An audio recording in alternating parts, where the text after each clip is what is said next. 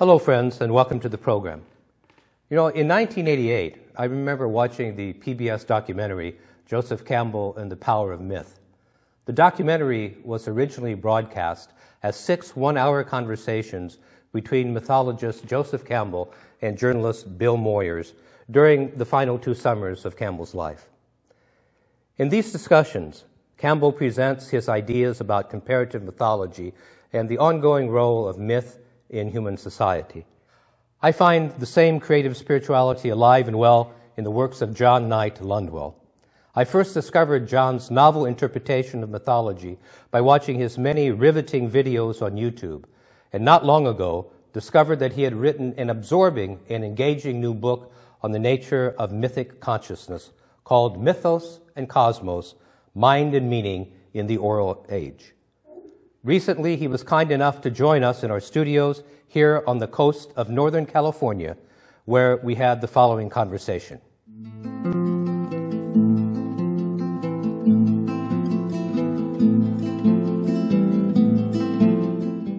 Good day, friends, and welcome to the studio. Today we're going to be joined by my friend John Lundwall, Dr. John Lundwall, who just wrote a brand new 350-page book called Mythos and Cosmos, Mind and Meaning in the Oral Age. John holds a doctorate degree in comparative myth and religious studies, and he's the chief editor of Cosmos and Logos, a journal of myth, religion, and folklore. Welcome, John. Thank you so much for coming to our studios. I've always been interested in mythology, and so I've read many, many books over the years in mythology. And I was very, very struck by your new book because you seem to be offering a really creative and very new understanding of myth. What was it exactly that that was your intention? What did you want to accomplish by writing this work? Well, look, this work is a result of several years of asking questions that interested me. When I was a teenager, I gave myself the challenge of reading all the religious texts of all the world's religions. I had no idea what I was getting myself into. I was too naive. You can only be naive to give yourself that challenge. But over the next 20, 30 years, I did that. And you don't have to read long before you encounter some very basic questions like, what am I reading? How does this doesn't even make sense. What is this? You read the Mahabharata, India's national epic, and it's full of strange characters, costumes, very mythic. And so as you start reading these religious texts, you get into reading myths. And I had several questions that I wanted to answer, and so you read theories of myths, theories of religion, and many of these theories were not answering my questions, and I wasn't agreeing with them anyway. So I decided to make my lifelong study official. I got a graduate degree in myth studies, comparative myth and religious traditions, and while searching for some very basic answers, I decided, well, there's not really a book that really answers what I'm looking for, so I'm going to have to write it.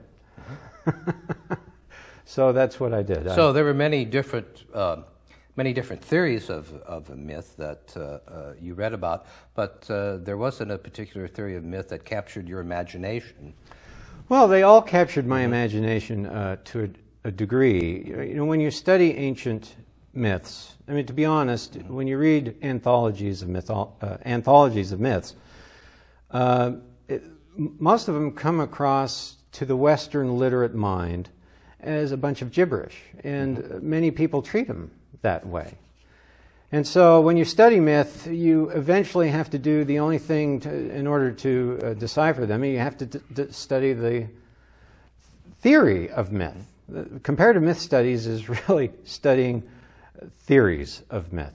And over the past 100 years, there's been very smart people, far smarter than I, spending their entire lives trying to tackle what do ancient mythologies mean, why were they created, where do they come from, and really, as I was reading through all these theories, I began realizing that these theories all had a priori assumptions. And I began kind of articulating, well, how did they form this theory and why did they form it? And after a while you realize, well, all these theories are products of present thinking, present theory, present ideology projected onto the past. Now, in many regards, that's unavoidable, right? The ancient oral world is gone. The ancient myth makers are gone. And the truth of the matter is, ancient myth was not a text. So all we have are anthologies of myths written down. So already there's a problem because they were never text. They were sung, they were danced, they were ritualized, they were chanted, they involved cloth and mass and tattoos and festivals. All that's gone.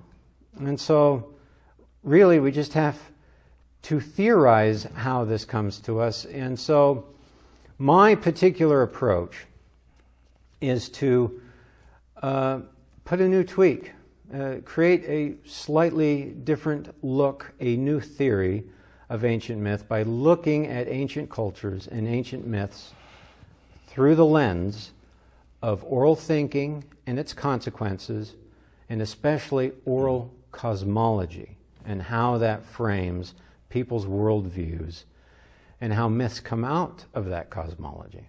So in your opinion, perhaps not all ancient mythologies coming out of this, coming out of the oral tradition, are cosmological, but most of them are cosmological. They're about the nature of the universe and understanding the human being's place in it then. Well, yes. Look, ancient religion and ancient cosmology are synonymous. Mm-hmm. So we'll have to get into just exactly what cosmology is and how that relates. But all the gods and characters and heroes of ancient myths descend from metaphors. And Campbell calls them psychological metaphors. And there's a lot of truth to that. But they're rooted in cosmological, celestial ideas, celestial metaphors. So while a myth may actually be describing something very earthy and very terrestrial, many of the motifs descend from oral cosmology, their view of heaven and earth and how they relate. And so, in that sense, there is a strong myth is saturated with cosmic themes, so much so that the stratas of myth descend from a particular way of looking at the universe, a way that we have forgotten, mm-hmm. a way that we have overwritten and called primitive oftentimes or silly, but it's actually a sophisticated metaphysics grown out of an oral world. Well, that's very interesting. I found also in your introduction, you have this fascinating typology that you use about three underlying assumptions, you call it, that people have about the ancient past. You call them the howlers, the romantics, and the conspirators. Yeah. Yes. Well, when you read books, both popular and academic, you come across three overarching historical views of history. And I did name them. The first is, I call them the howlers. It sounds maybe like a pejorative term, but I get the term.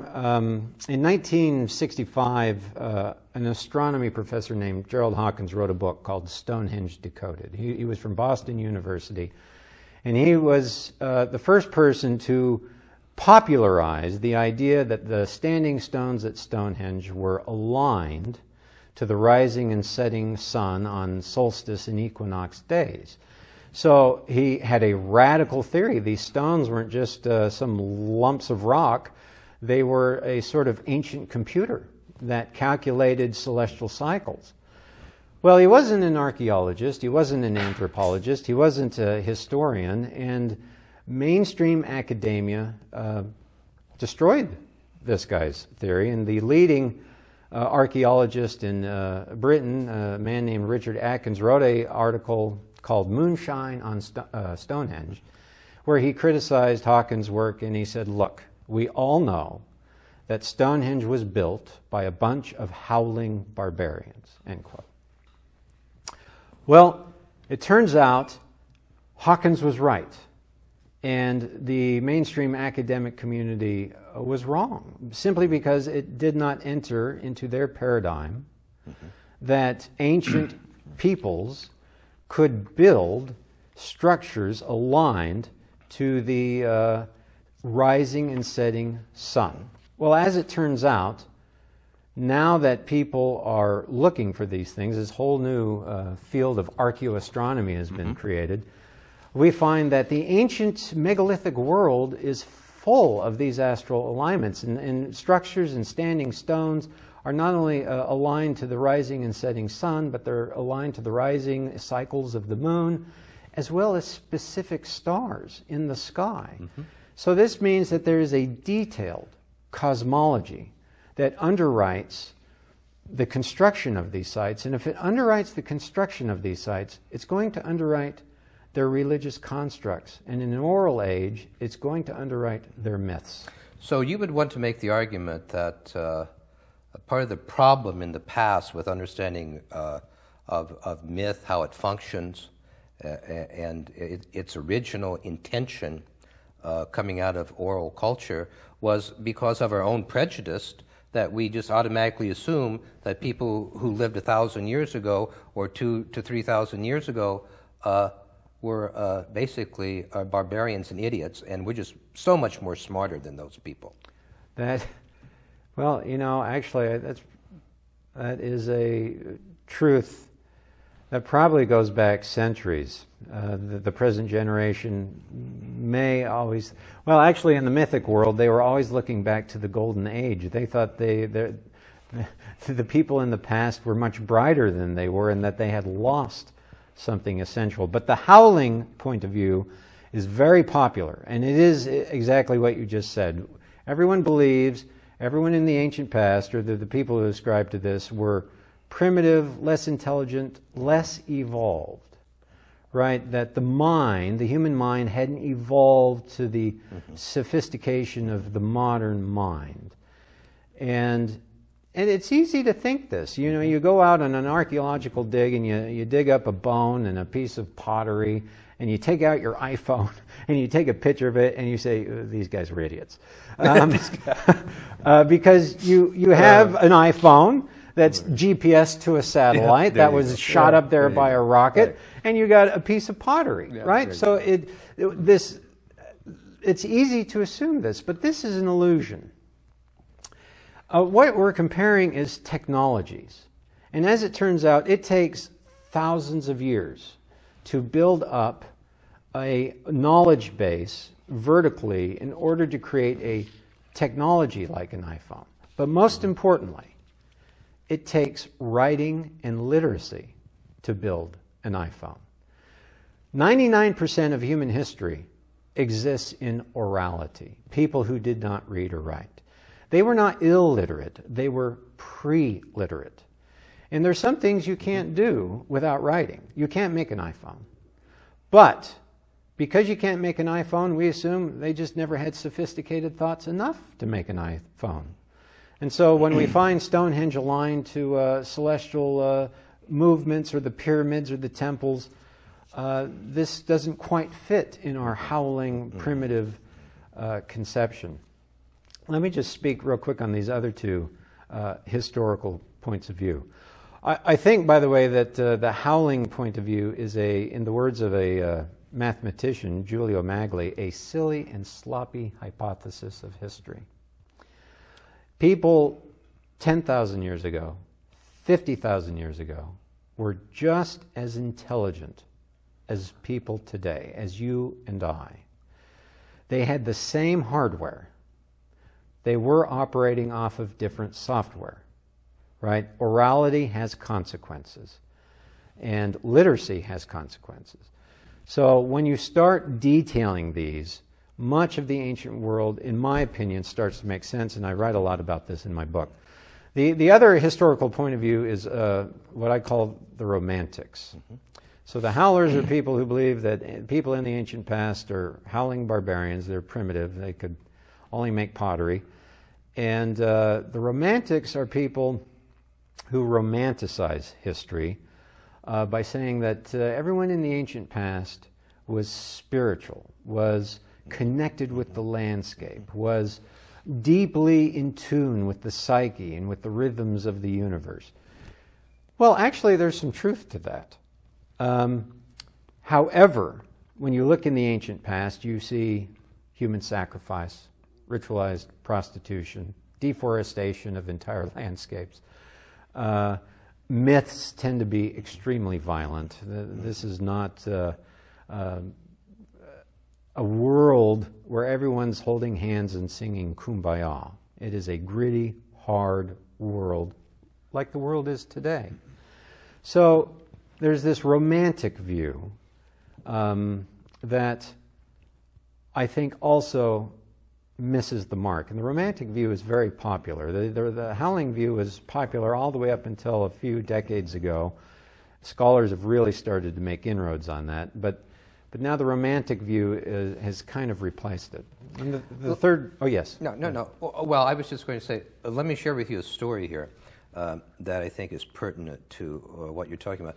I spent a number of years, my wife and I, living out on the Navajo reservation, and I remember hearing a National Public Radio broadcast that they interviewed a Navajo code talker.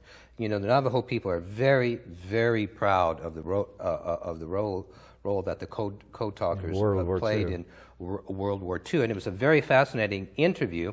This interviewer interviewed a code talker who had been in World War II, and he asked him, he said, well, it must have been very difficult to be a Native American in World War II. There must have been a lot of prejudice against you. And the gentleman said, oh, no, not at all. He said it was just the opposite, right? They thought that, like, every time that I shot the gun, I would hit a bullseye, right? and I was so shocked by this because, but, you know, then I think a real truth dawned on me, right? That, oh, well, you know, this is what racism is, or thinking somebody that's less than, right? This is what racism is. You either think that somebody is less than you are, or you think that somebody is better than you are, right? But the one thing that they can't be is just like you, right? and so you say you see the same sort of prejudice spilling over into the field of mythology, right? That these people couldn't read and write, so obviously they were less than us. They were less intelligent than us. But your point is that intelligence has nothing to do with literacy. No. Actually, the way we structure our thoughts actually structures the way we think. So literacy will change our capacities for thinking. And look, you know, we're in a studio here, we have TV cameras, that's all impossible without literacy. But intelligence is something different. In fact, I mean, a great definition of intelligence isn't book smart, it isn't degrees, it isn't this technology. A great definition of intelligence is the ability to solve problems, right? 50,000 years ago, there were a bunch of people who had some very basic problems. I'm hungry. I've got this huge woolly mammoth. There is no way I can take this thing down. But he looks delicious. So what do? Well, somewhere along the line, someone invents a stone axe. And again, we look at a stone axe and we look at a modern axe and we say, oh, these guys were primitive. But as it turns out, the design of an axe has not changed in the tens of thousands of years since the first one was invented. The design, the weight, the geometry of it, all that has changed is the materials that's made out of it, and we have access to better technologies. But the intelligence behind the invention of the original stone axe is no different than the intelligence behind the replication of that design using different materials. So the point is that, I mean, at some point someone invented writing. Who did that?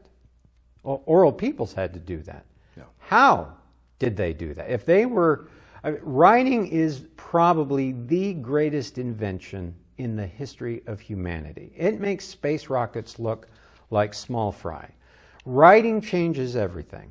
Writing is a colossal task of intellectual endeavor. Whoever invented writing belongs with the Einsteins, the Galileos, the Keplers, the Archimedes of our civilization. Who did it? We have no idea. These are people at the very edge of history to which we owe everything and about which we know nothing.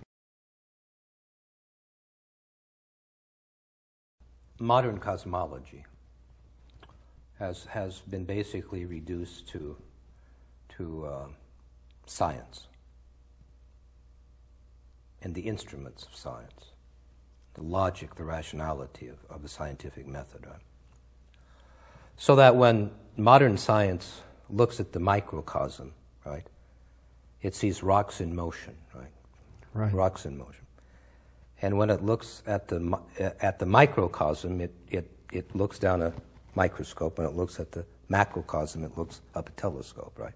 Right. If this is what modern science has been reduced to, what is cosmology then in an oral culture? How is it different, and how does it function? Well, because this is really, I think, at the heart of your work, and is really some of your most creative ideas are in when you try to explain what oral cosmology is about. It is a very central piece of my work, and I have to tell you, it.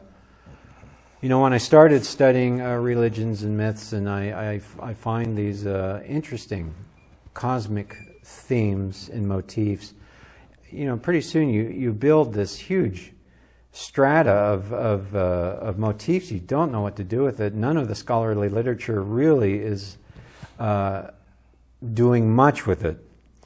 And so it's something I had to wrestle with. So let's start at some real basics. Cosmology is a big word. Cosmology is the study of the universe. And a modern definition of cosmology is it's our study of the origin and structure of the universe.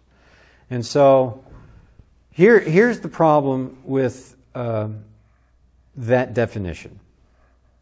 All cosmologies are philosophies. All of them. All of them are, another big word, epistemologies. Epistemology is a word that means, how do we know what we know?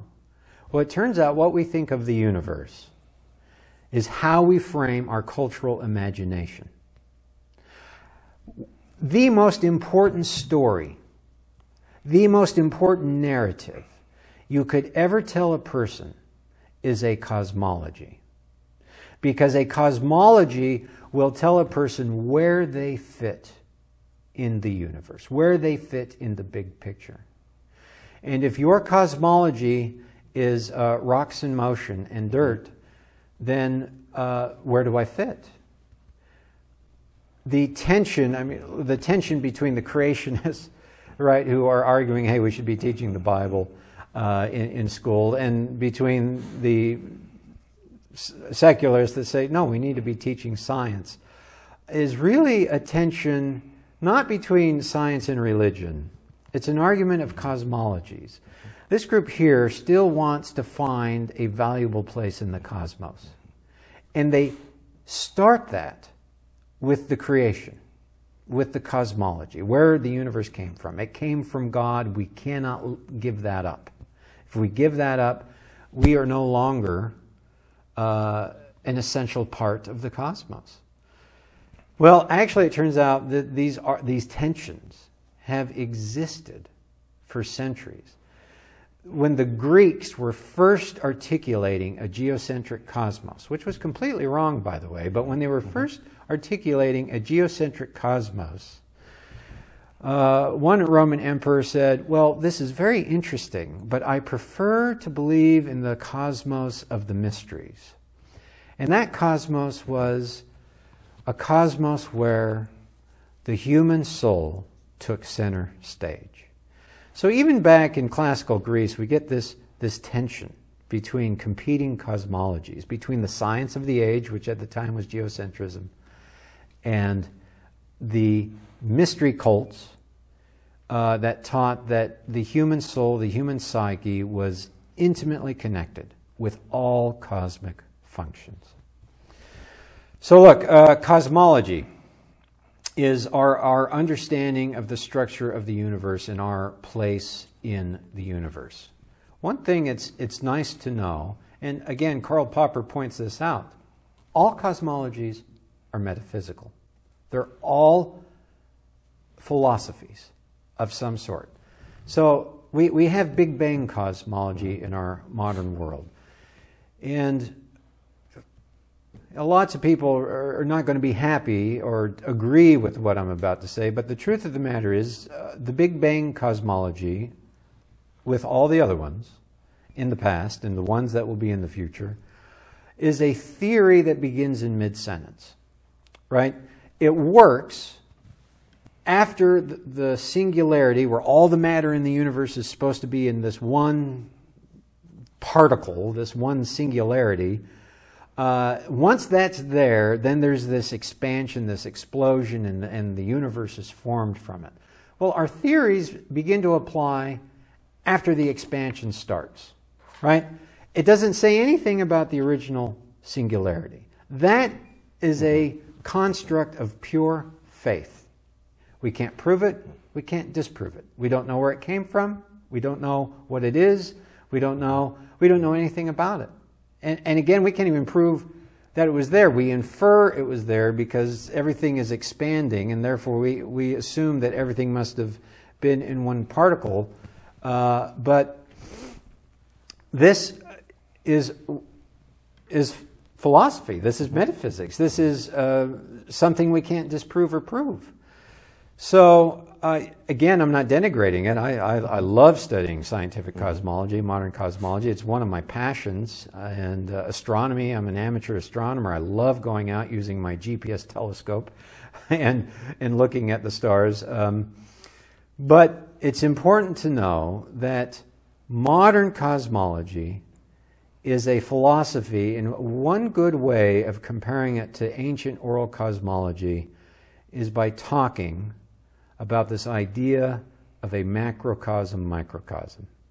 The macrocosm is the big space, right? Stars, sun, moon.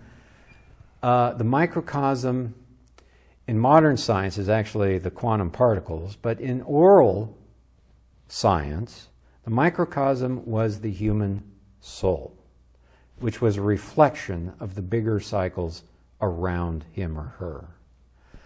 So we have this idea that in ancient oral societies, they were so simple-minded that they created this geocentric universe, right? Because you walk out, you stand on the ground, you look at the horizon, everything is, the sun rises in the east, sets in the west, and it goes around, and the stars are moving, and it's all around the earth, and therefore the universe must be geocentric. The earth's in the center, and the universe is all around it. First off, that isn't oral cosmology. That's Greek cosmology.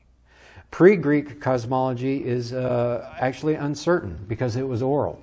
This should be rather obvious. But if it's oral, it doesn't get passed down to us. And what we do read is written centuries later by people often criticizing the oral constructs. So our view of oral cosmology is already difficult. So is that what they really believed? And I bring in several examples in my book which says the picture is much more complex. Because in oral cosmology, there is no separation between heaven and earth. The flat earth of myth actually was the extension of the celestial equator into space, measuring the solstices and equinoxes. In other words, a lot of flat earths and myths are square. Well, so we think, oh, these childlike minds, they have this simple square notion of an earth. Well, that's actually an experiential take on the earth and space. You go out and you measure north, south, east, west, there's your square earth. But then the sun rises and sets in different spots on the horizon, and it'll rise north and stop at the summer solstice at its far north extreme. Then it'll start rising south and stop at the winter solstice as its far southern extreme. And right in the middle are the days of equinox. More importantly, as it's rising on different spots on the horizon, on summer solstice there'll be a group of stars that meet it. And on winter solstice, there will be a different group. And at equinox, vernal and spring equinox, there will be different groups. So they understood that as all these celestial bodies moved, there was a synthesis of what was going on. And the flat square Earth therefore becomes the stars meeting the sun on the days of equinox and solstice, right? Or north, south, east, west. It's not a childlike, simple way of saying, well, we can't figure anything out, so the earth is square. It's an experiential, hey, look at what the sun does. Look, it's meeting different stars. These stars are actually opposed to each other to the sky. This forms our square earth, right? More importantly, so this is one way of putting it, modern cosmology has discovered this heliocentric system. Hey, the planets actually don't orbit the Earth, they orbit the sun. And this changed everything, right? The birth of heliocentrism was part of a scientific revolution. It transformed society. Well, we discovered the heliocentric system of the macrocosm, the big space. We turned the microcosm, or the role of man in the cosmos, into a geocentric system. In other words, anthropokosmos, man from the heavens, man from the star world, man who is, or woman who is destined to return to the star world, turned into anthropergamentum, man as dirt. So in oral cosmology, you have this geocentric cosmos, but the soul is heliocentric, in that it can join with the sun and stars and ascend through the heavens to arrive at the realm of the infinite, the eternal. In much of ancient cosmology, so we would call it religion, but much of ancient cosmology is this idea that the soul is eternal, and it comes from the star world. And we are here to repeat, to live in harmony with the star world so that we can return to it.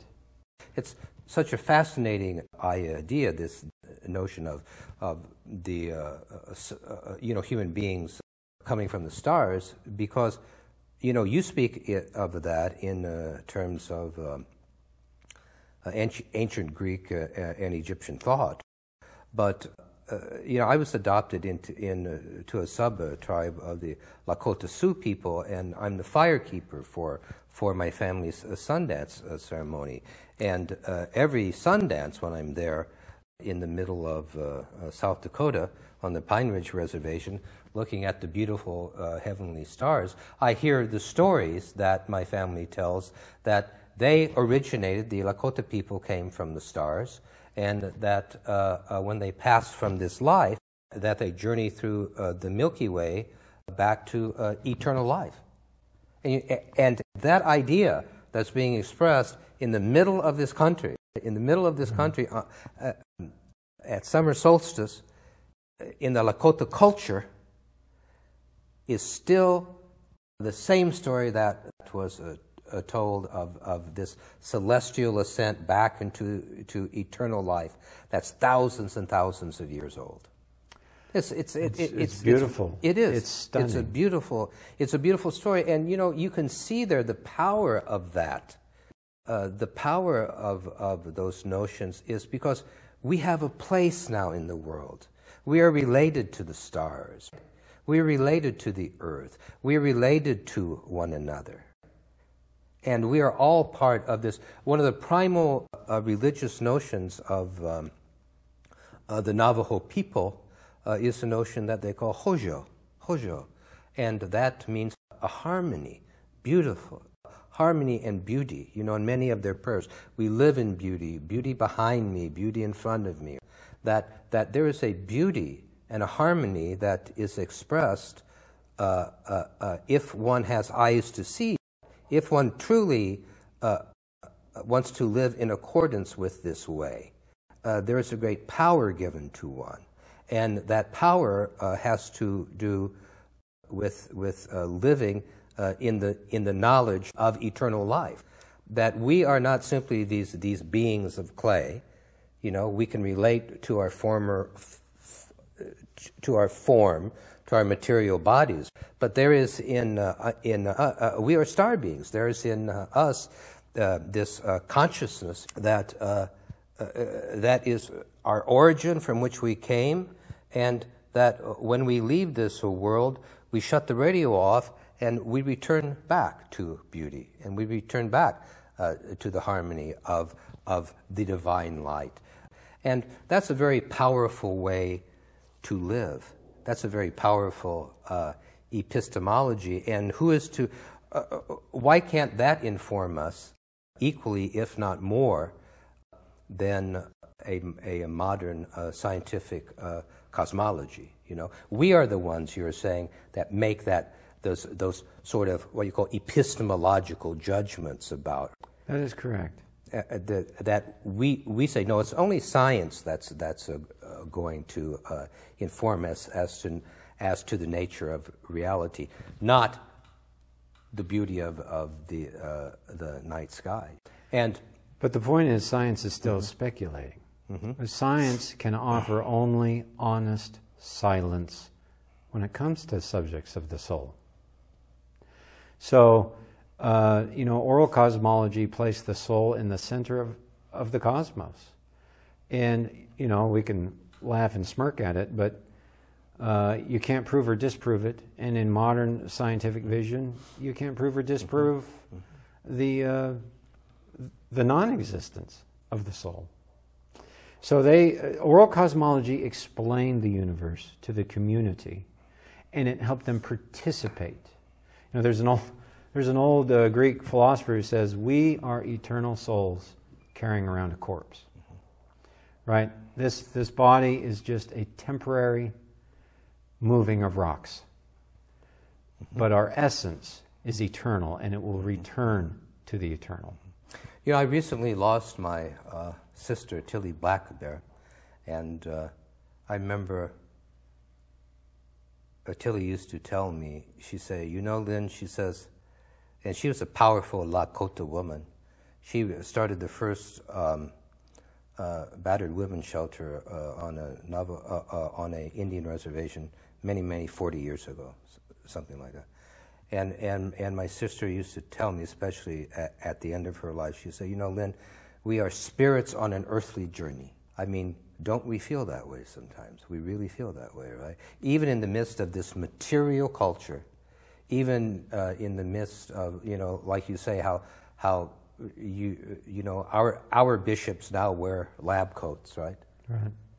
They postulate a cosmos from which we are abstracted from. We are no longer really part of this divine cosmic vision, right, coming out of this oral cosmology. And we really need to be reminded, as my sister reminded me, that we truly are spirits on this earthly journey. And I really thank you for writing this book. And I thank you for this heroic, really, in my opinion, this heroic endeavor that you took to look one more time as to what the nature of religion is, to look one more time as to what these ancient stories can tell us. And I really appreciate your friendship, and I appreciate you coming here to speak with us. Thank you.